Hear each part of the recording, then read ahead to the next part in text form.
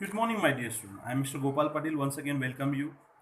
As you know very well, that Sri Vashisht Vidyalaya is always striving to impart the quality education. Keeping in this mind, we have developed the school's web page where you can access all the videos, online assignment, class test. Whenever you want to watch the videos, you can access. You can watch all the videos.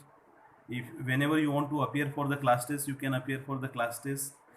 One more thing, that if you want, if you have any query, if you want to ask the question to the concerned teacher, so you need to write that concerned teacher's name, whomsoever you want to ask the doubt or any queries.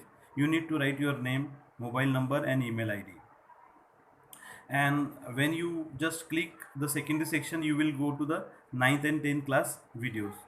Now I am going to share the link of our school also. I hope that you understood. Now today I will teach you the wind poem. Already we have taught you this poem in our previous videos, but on the basis of the revision I will teach you this poem once again. Today I will teach you the wind poem. Actually, wind is a natural phenomenon. Wind is a destructive force, as the poet has described. The poet has linked this, uh, the wind of the power of the wind to the adversities of life. And poet says that the weak people break down, but the stronger people, they emerge out of the adversities stronger.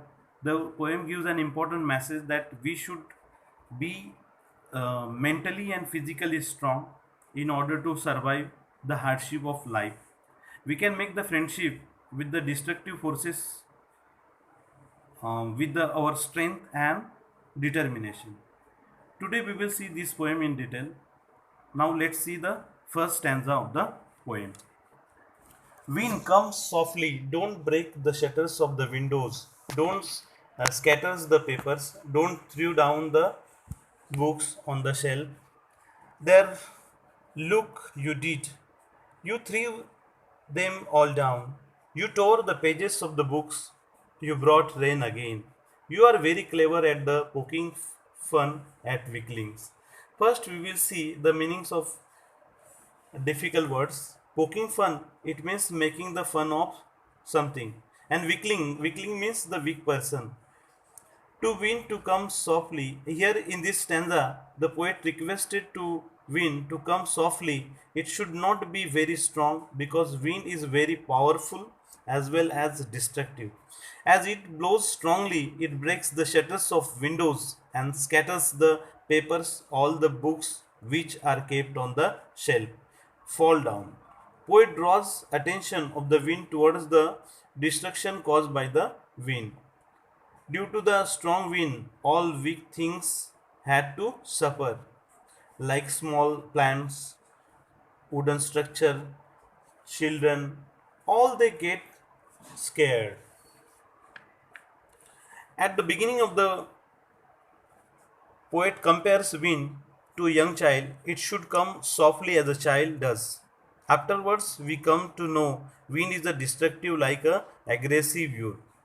Now let's see the second stanza.